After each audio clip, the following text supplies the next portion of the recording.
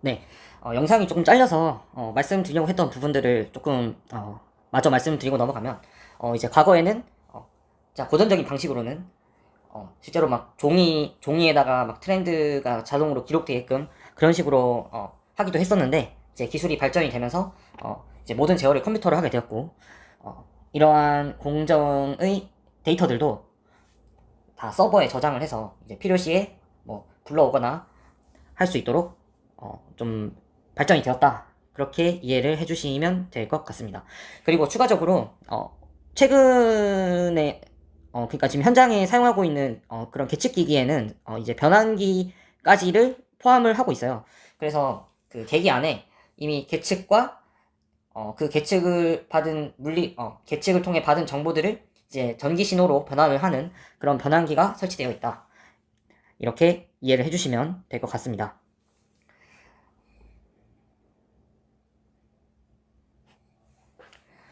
네, 그러면 이제 DCS에 대해서 한번 말씀을 드려보도록 하겠습니다. DCS는 쉽게 말씀드리면 컴퓨터를 통해서 이제 공장을 제어하는 방식, 시스템으로 이해를 해주시면 될 것 같습니다. 이제 컴퓨터 기술이 2차 대전 이후로 이제 컴퓨터 기술도 발전을 하면서 최초의 컴퓨터가 나온 이후로 컴퓨터의 기술이 쭉 발전을 해왔죠. 그러면서 초기에는 컴퓨터가 개발이 됐을 때 대형 컴퓨터 한 대에 이제 모든 공정을 연결을 해서 하는 방식으로 최초로 컴퓨터가 도입이 되었는데 이 방식 같은 경우에는 이제 컴퓨터가 고장이 나면 공장이 전체가 멈출 수 있는 그런 리스크가 있었기 때문에 해당 방식은 널리 사용되진 않았고 반도체 기술이 개발이 되면서 이제 컴퓨터도 점점 성능 부분에서 업그레이드가 되기 시작했고 그러면서 화학 공장에도 이 컴퓨터를 통해서 공정을 제어하는 그런 식으로 전환이 되었습니다. 그래서 실제로는 지금 전 세계에 있는 모든 화학 공장에서는 컴퓨터를 이용해서 공장을 제어를 하고 있습니다. 그러한 DCS 방식에 대해서 전에도 말씀드린 것처럼 이 DCS도 세부적으로 파면 내용이 굉장히 많고 방대하기 때문에 공정 제어 강의의 취지에 맞는 범위에서 DCS가 어떤 개념이고 어떻게 제어를 하는지 그 부분까지만 설명을 드리도록 하겠습니다. 그래서 이 DCS가 결국은 컴퓨터를 통해서 제어를 하는 것이기 때문에 우리가 현장에서 받은 그런 전기 신호들을 얘를 다시 디지털 신호로 변환을 시켜줘야 됩니다. 그래야지 이제 컴퓨터가 그 디지털 신호를 통해서 이제 연산을 할 수 있으니까 그런 디지털 신호로 변환하는 데 필요한 모든 설비들을 모아놓은 공간을 렉룸이라고 불러요. 그래서 이 렉룸이라는 곳이 뭘 생각하면 되냐면 그 데이터 센터를 생각하시면 그거랑 좀 유사합니다. 그래서 실제로 화학 공장에는 렉룸이라는 공간이 보통 이제 전기실 근처에 좀 별도로 설치가 돼 있으면서 여기서 이제 데이터 센터처럼 약간 막 그 뭐 인터넷 선들 막 엄청 많이 연결돼 있고 막 그런 거 보신 적 있으시죠? 그런 식으로 이제 되어 있고 이러한 공간이 필요한 이유는 우리가 현장에서 받은 전기 신호를 얘를 디지털 신호로 변환을 해주고 반대로 컴퓨터가 연산한 디지털 신호를 다시 전기 신호로 변환을 해서 현장의 밸브나 아까 봤던 그런 모터 이런 최종 제어 요소들에게 명령을 주기 위해서 이 신호를 디지털 신호와 전기 신호로 변환해주는 그런 역할이 반드시 필요합니다. 그래서 그런 작업을 하기 위한 하는데 필요한 설비들을 모아놓은 공간이 렉룸이다 라고 이해를 해주시면 될 것 같습니다. 그래서 이 렉룸에 있는 주요 구성들에 대해서 한번 살펴보면은 IO 카드 입출력 장치라는 게 있어요. 이게 현장에서 제가 지난 시간에 현장에서 계기들이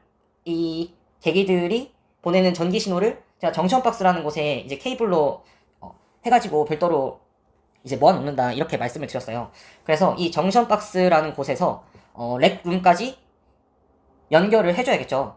그래서 정션 박스에서 렉룸까지 연결을 해서 이제 결국은 이 전기 신호를 보내게 되는데 이 렉룸에서 받은 전기 신호를 디지털 신호로 변환하는 것이 입출력 장치라고 이해를 해주시면 될 것 같습니다.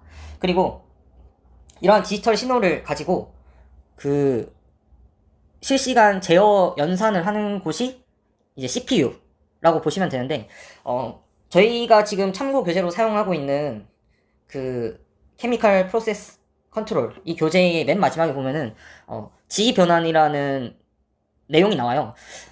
이게 그 디지털 신호를 가지고 그 연산을 어떤 식으로 하는지를 좀 디테일하게 다뤄놓은 내용인데, 사실 뭐 저희가 뭐 그 부분까지 정확하게 알 필요는 없다고 생각을 해서 이번 강의 이 공정제어 강의에서 빼기는 했는데, 혹시나 뭐 그 부분이 궁금하신 분이 있으시면 책을 한번 구하셔가지고 좀 읽어보셔도 좋을 것 같습니다. 근데 좀 이 부분도 약간 그 계산의 영역이 좀 많은 부분이다 보니까 굳이 뭐 그것까지 할 필요는 있을까 싶은 생각은 드는데, 어쨌든 그 지위 변환을 통해서 방정식을 연산하는 그러한 기능을 수행하는 곳이 CPU 카드다.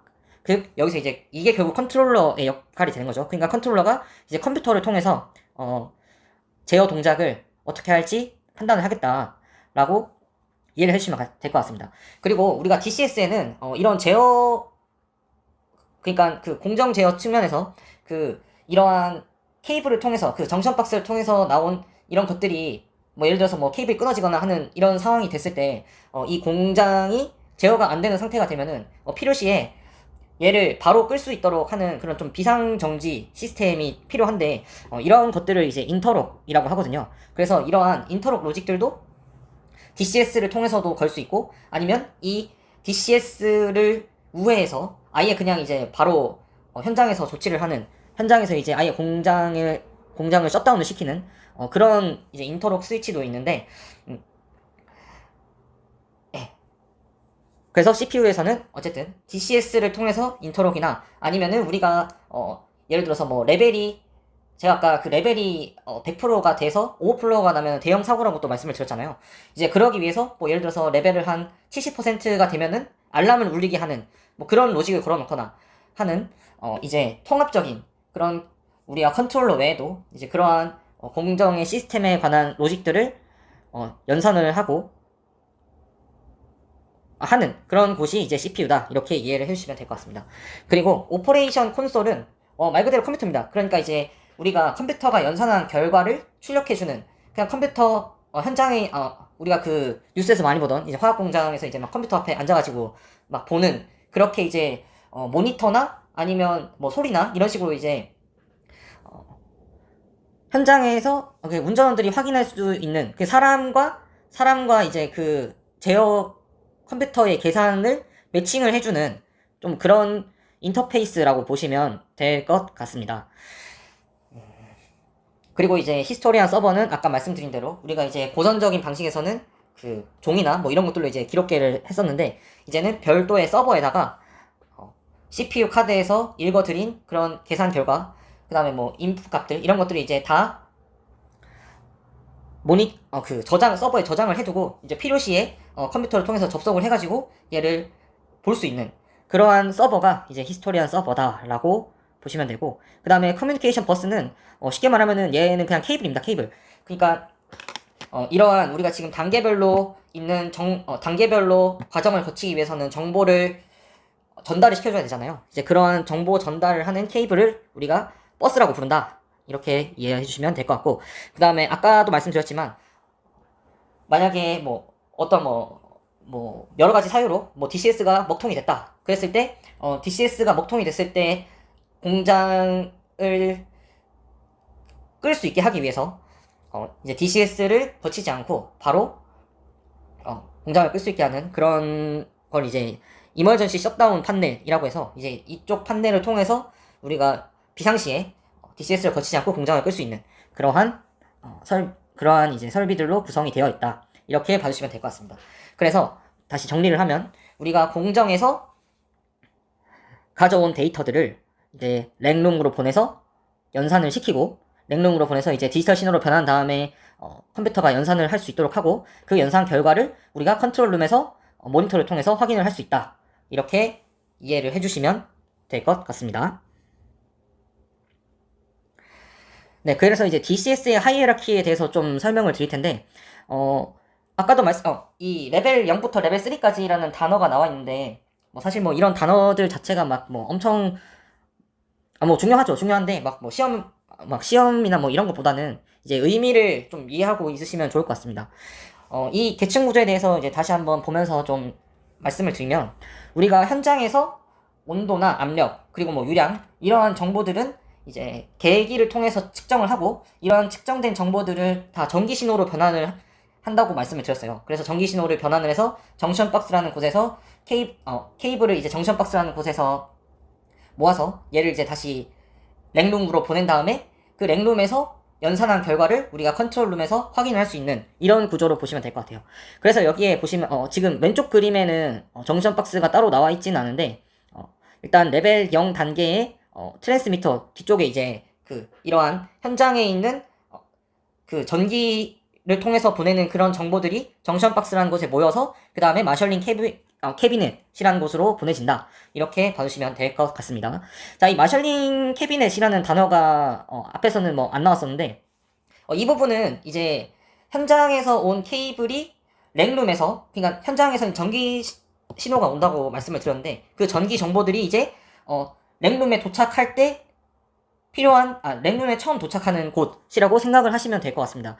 이 마셜링 캐비넷이 필요한 이유가, 현장에서는 이제 굉장히 여러 가지 정보들이 올 수 있어요. 그래서 그러한 신호들을 우리가 좀 분류를 하고 이제 각각의 연산에 맞는 신호들을 배분하는 역할을 한다. 우리가 IO 카드로 보내기 전에 이제 마셜링 캐비넷에서 약간 신호를 분류를 한다. 전기 신호들을 분류를 한다. 이렇게 이해를 해주시면 되고, 그리고 이 마셜링 캐비넷을 놓는 이유가 이제 얘를 바로 IO 카드에 꽂아버리면은 이게 어디 하나가 고장이 났을 때 이 유지 보수하기가 굉장히 힘듭니다. 그래서 그러한 좀 유지 보수의 편의 부분에서도 조금 필요한 부분이 있기 때문에 이제 마셜링 캐비넷이라는 곳에서 신호를 분류하고, 그 분류한 신호를 이제 IO 카드가 설치된 IO 렉에다가 꽂아서 이 전기 신호를 디지털 신호로 변환을 시켜주고, 이제 시스템 캐비넷이라는 곳이 결국은 우리가 아까 봤던 컨트롤러입니다. 그 시스템 캐비넷에서 디지털로 변환된 정보들을 가지고 이제 연산을 하는 거죠. 이제 뭐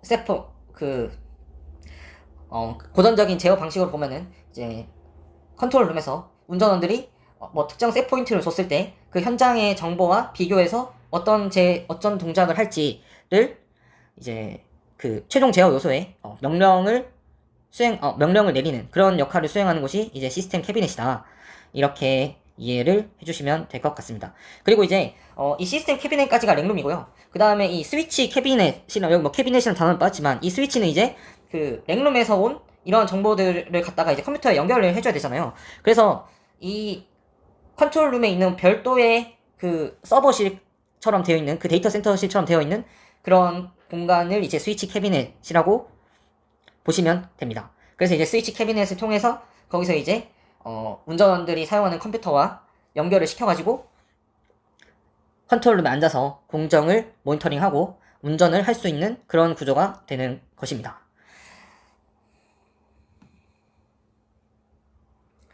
네, 그래서 이거를 이제 그림으로 보면은 그 현장의 계기들이 보면은 다 이런 식으로 생겼어요. 이게 뭐 처음 보시는 분들도 사실 뭐 잘 와닿진 않으실 텐데, 우리가 이제 계측기기 같은 경우에는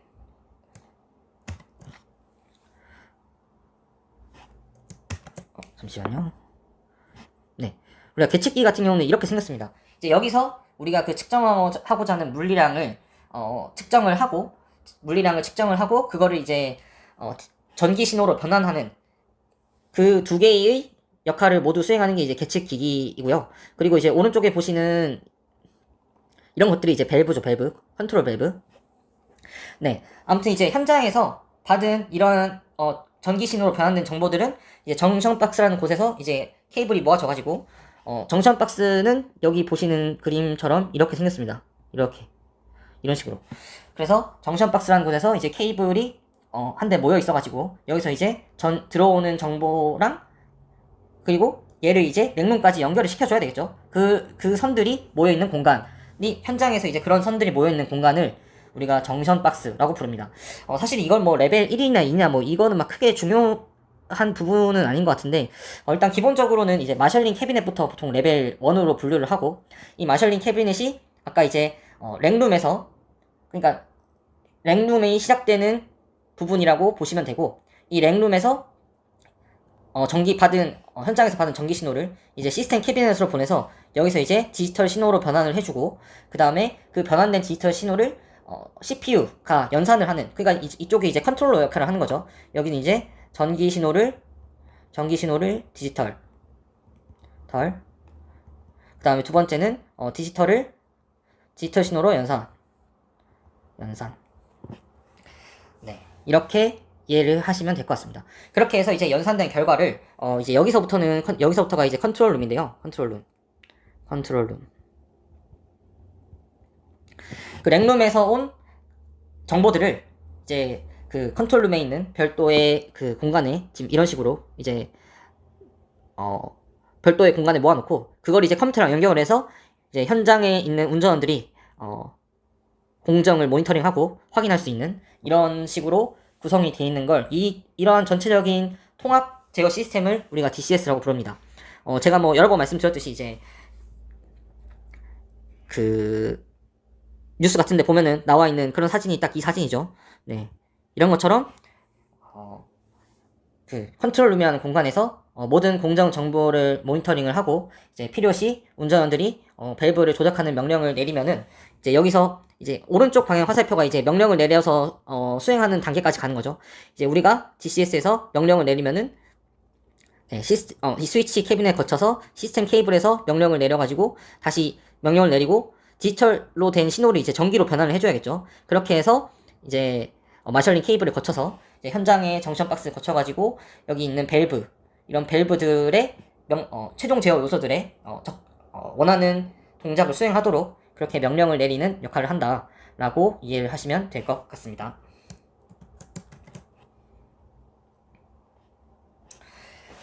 네, 그래서 이제 실제 화학 공장의 컨트롤 루프로 제가 좀 재구성을 해봤습니다. 그래서 이제 실제 화학 공장에서는 어떻게 컨트롤이 되냐? 먼저 계기에서, 네, 죄송합니다. 네, 여기 보이시는 이 계기에서 어떤 이제 온도를 측정을 해가지고, 이 온도가 이제 이 트랜스미터랑 그 온도를 측정하는 계기는 이제 한 계측기기에 같이 포함된 개념이다, 이렇게 보시면 되고, 이 트랜스미터를 통해서 이제 전기 신호로 변환된 정보가 정션 박스에 모여서 이제 랭룸을 가가지고 마셜링 케이블, 시스템 캐비넷 거쳐가지고 이제 최종적으로는 컨트롤룸에서 현재의 공정 상태를 확인을 할 수 있는 것이고요. 그래서 만약에 지금 온도가 셋포인트, 우리가 관리하고자 하는 온도보다 뭐 온도와 좀 차이가 있다, 이렇게 했을 때 이제 거꾸로 우리가 이제 어떤 특정한 제어 동작을 시키면 오른쪽 화살표로 가가지고 이제 정션 박스를 이렇게 가는 거죠. 이렇게 가가지고 이제 정션 박스를 거쳐서 모터가 움직이게끔 이런 식으로 명령을 내린다라고 이해를 해주시면 될 것 같습니다. 네.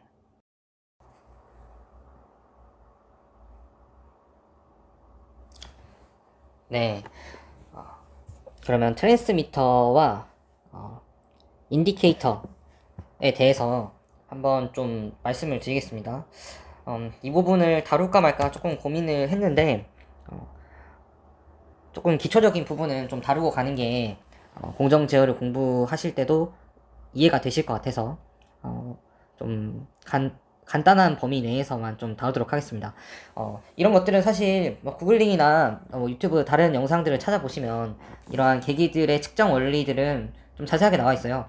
그래서 이런 것들은 한번 구글링 하시거나 다른 동영상 찾아보셔도 저는 꽤 도움이 된다고 생각을 하고, 다만 이제 이 강의에서는 좀 계기를 세세하게 다루는 것이 목적이 아니기 때문에 공정제어 관점에서 이 트랜스미터와 현장 계기에 대해서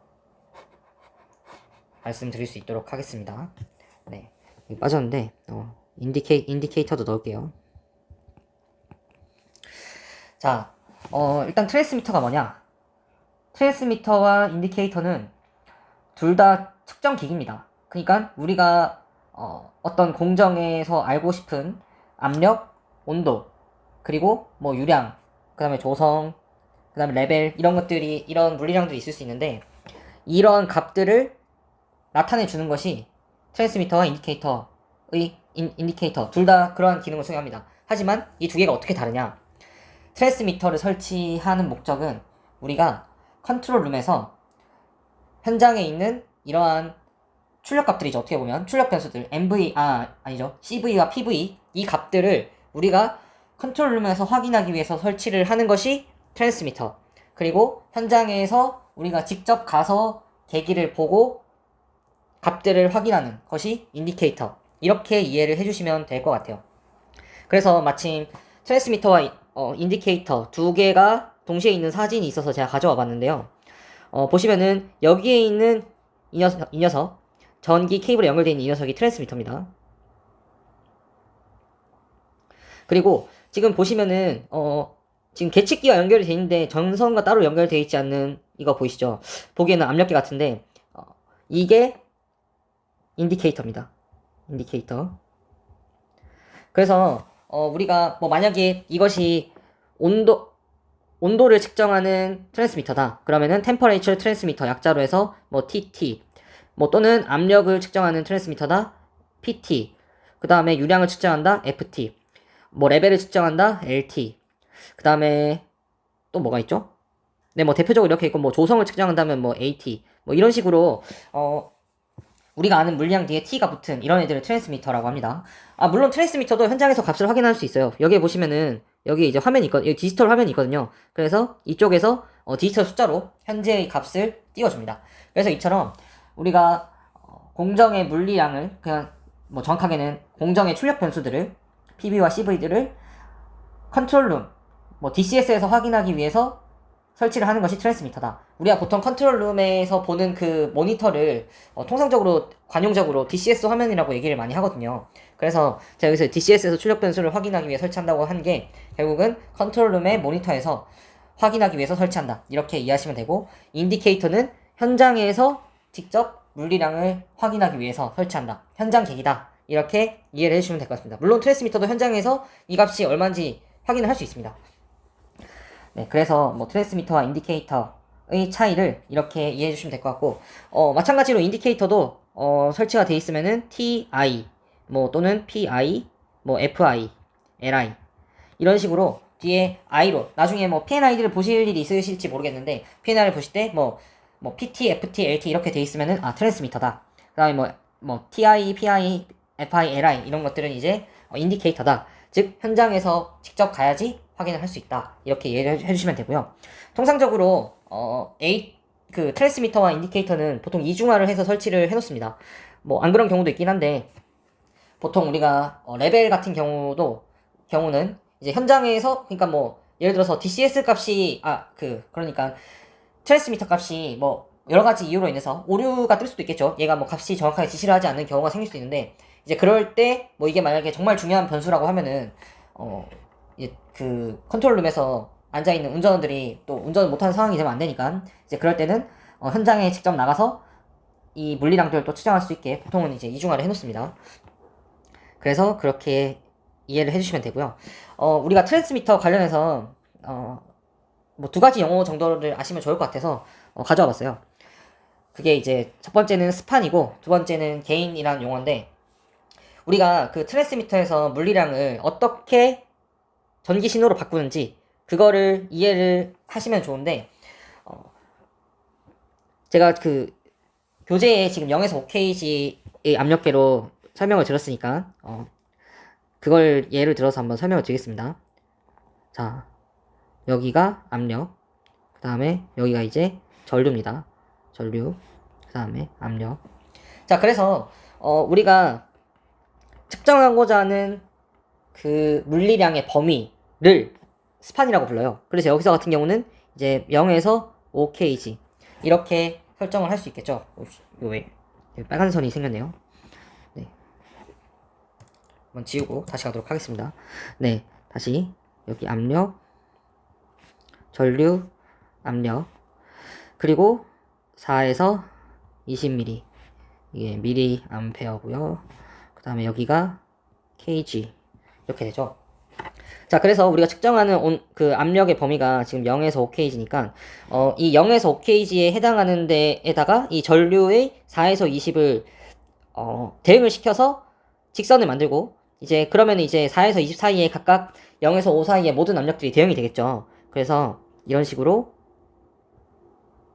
네, 이런 식으로 대응을 해서, 이렇게 직선을 만들어 가지고, 이제 우리가 4에서 20mA 사이에서, 그러니까 이 0에서 5라는 범위를 이제 전류에 다 대응을 시킨다. 이렇게 이해를 해주시면 될 것 같습니다. 이런 식으로 0에서 5 사이의 값들을 다 전류로 대응을 시킨다. 이렇게 이해를 해주시면 되고요. 왜 그러면 하필 4에서 20mA냐? 저도 이 부분을 조금 찾아봤는데, 이게 과거에 그런 엔지니어 분들께서 이제 여러 가지 트라이얼 앤 에러를 통해서 이 4에서 20mA를 국제 산업 표준으로 정했다고 합니다. 우선은 이 4mA를 최저값으로 잡은 이유가, 보통 이제 트랜스미터의 내부 전자 회로가 작동하는 그런 최소 값이 한 4mA 정도 된다고 해요. 그리고 이제 20mA를 최대값으로 잡은 이유는, 이 20mA를 넘어서게 되면 막 케이블이나 이런 데서 발열에 의한 영향을 받을 수가 있기 때문에, 그래서 이제 그러한 모든 것들을 고려를 해서 4에서 20mA를 전류 전환 범위로 설정을 했다고 합니다. 네, 그래서 이런 식으로 구성을 해서 좀 최적화를 해가지고 정한 값이고, 그 다음에 이제 보통 이 트랜스미터 같은 경우는 왜 전압으로 했냐? 그러니까 왜 하필 전압이 아니죠? 왜 하필 전류를 가지고 이 트랜스미터의 측정을 했냐? 그 이유도 찾아보니까 이게 외부 전원은 얘가 이제 그 랭룸에 그 외부에 연결이 돼 있어요. 그러니까 이 자체에 이제 그 전원이 없다는 뜻입니다. 전원이 없어요. 그러니까 뭐 건전지나 이런 그 전력 공급 장치가 없어요. 그러다 보니까 그 외부에서 쏴주는 그런 전압, 그거에 의해서 이제 이 계기 자체에 전원이 필요가 없다 보니까 배선을 좀 단순할 수 있는 장점이 있다고 합니다. 뭐 이 부분은 사실 뭐 저도 좀 전기 전공이 아니라서 좀 자세하게 좀 설명이 됐을지 모르겠는데, 아무튼 이러한 이제 산업계의 요구 사항을 맞춰서 이제 최적화를 하다 보니까 4에서 20mA로 정하게 되었다. 그렇게 이해를 해주시면 됩니다. 그래서 우리가 업무를 하시다 보면은 뭐 이런 일이 있을 수 있어요. 예를 들어서 우리가 0에서 5kg를 이제 그 PT죠. 프레셔 트랜스미터가 이제 0에서 5kg를 측정할 수 있도록 그렇게 설정을 했는데, 이게 우리가 공정이 변하다 보면은 실제로는 이 값을 초과해서 뭐 예를 들어서 뭐 한 7kg다. 지금 7kg인데 이 0에서 5의 PT를 사용하게 되면은 나은 값이 뜨게 됩니다. 이 나은 값이 뜨게 되는데, 이게 그러니까 이 범위를 넘어서 측정을 하기 때문에 값이 안 뜬다는 의미입니다. 그래서 이런 경우에는 이제 이 PT의 트랜스미터의 이 측정 범위를 늘릴 수가 있습니다. 그래서 어차피 뭐 4에서 20mA 사이에서 최소값은 정해져 있고 최대값을 늘리기만 하면, 그러니까 이런 식으로 되는 거죠. 만약에 우리가 그 스판을 늘리고 싶다. 이 스판이라는 것이, 제가 설명을 안 드렸네요. 이 스판이라는 것이 우리가 측정하고자 하는 물리량의 범위다. 이렇게 생각을 하시면 됩니다. 그래서 이제 보통은 이제, 레인지로 이렇게 표현이 되는데, 우리가 이제, 실질적으로 어떤 뭐 여러 가지 사유에 인해서, 기존의 트랜스미터를 초과하는 그런 PV나 CV를 갖게 될 수가 있는데, 그럴 때는 얘를 늘릴 수가 있습니다. 이런 식으로. 이건 뭐 공정 엔지니어가 하는 업무는 아니고, 이제 개장 쪽을 담당하시는 엔지니어 분들이 하고 있습니다. 그러면은 우리가 만약에 얘를 지금 0의 스판이, 여기는 기존 스판이 이제 0에서 5인데 여기는 이제 스판이 0에서 10 이렇게 할 수 있습니다. 물론 이걸 무한정 할 수 있는 건 아니고, 이걸 어떻게 어디까지 할 수 있냐 이 부분에 대해서는 자세히는 모릅니다만, 아무튼 가끔 업무를 하시다 보면 나중에 뭐 업무를 하게 된다면 이런 식으로 트랜스미터의 스판을 바꿔주는, 그러니까 측정 레인지를 바꿔주는 그러한 업무를 하실 때가 종종 있습니다. 네, 이 부분이 생각나서 한번 말씀을 드렸고요. 네, 그래서 우리가 이제 트랜스미터는 아까도 설명한 것처럼 뒤에 T를 이용해서 표시를 하고 인디케이터의 경우는 I를 이용해서 표시를 한다고 말씀드렸습니다. 그래서 이제 만약에 레벨을 측정하는 단순 계기다, 단순 지시계다 이러면은 우리가 LI로 표현하고 마찬가지 PI, FI, TI, AI 뭐 이런 식으로 표시를 할 수 있습니다. 네, 그리고 오른쪽에는 이제 압력을 측정하는 그러니까 PT를 좀 가져봤는데 이거의 측정 원리, 그러니까 뭐 이런 계기들의 측정 원리들도 물리량에 따라서 측정하는 방식들이 다 달라요. 그래서 이런 방식들을 한번 좀 궁금하시면 찾아보는 것도 굉장히 도움이 될 것 같습니다. 하지만 이 강의의 목적에는 어떻게 보면 뭐 맞다고도 볼 수 있지만 좀 그것까지 다루기에는 양이 좀 많기 때문에 그 부분은 좀 생략하고 간략하게 이 PT에 대해서 한번 측정에 대해서 한번 보도록 하겠습니다. 원리에 대해서. 네, 이쪽이 이제 프로세스 유체이고요. 그러니까 이쪽에 압력이 올라가게 되면은 이 압력이 여기에 있는 다이어프램 C에 전달이 돼서 이 압력이 늘어나면 이쪽에 다이어프램 C에 변화가 생기겠죠. 그래서 이 변화에 대해서 전류로 변환을 하는 게 여기 있는 프레셔 센서입니다. 여기서 이제 이게 그러니까 결국 변환기 역할을 하는 거겠죠. 변환기.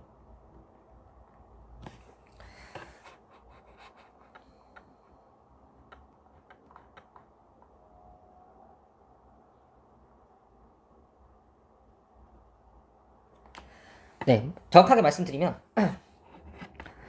이제 여기에 프로세스 유체가 있고 지금 아이솔레이티드 플루이드라고 여기에 그 다이어프램이랑 그 프레셔 센서 사이에 차 있는 유체가 있어요. 그러니까 이 안에 또 유체가 있습니다. 그래서 이제 이 다이어프램 C이 변하면 여기에 유체에 전달된 압력을 그러니까 센서로 전달을 하는 역할을 하고 이 압력을 센서에서 전달을 받으면은 이제 이쪽에서 압력 신호를 전기 신호로 바꾸는 그러한 역할을 해준다라고 이해를 하시면 될 것 같습니다.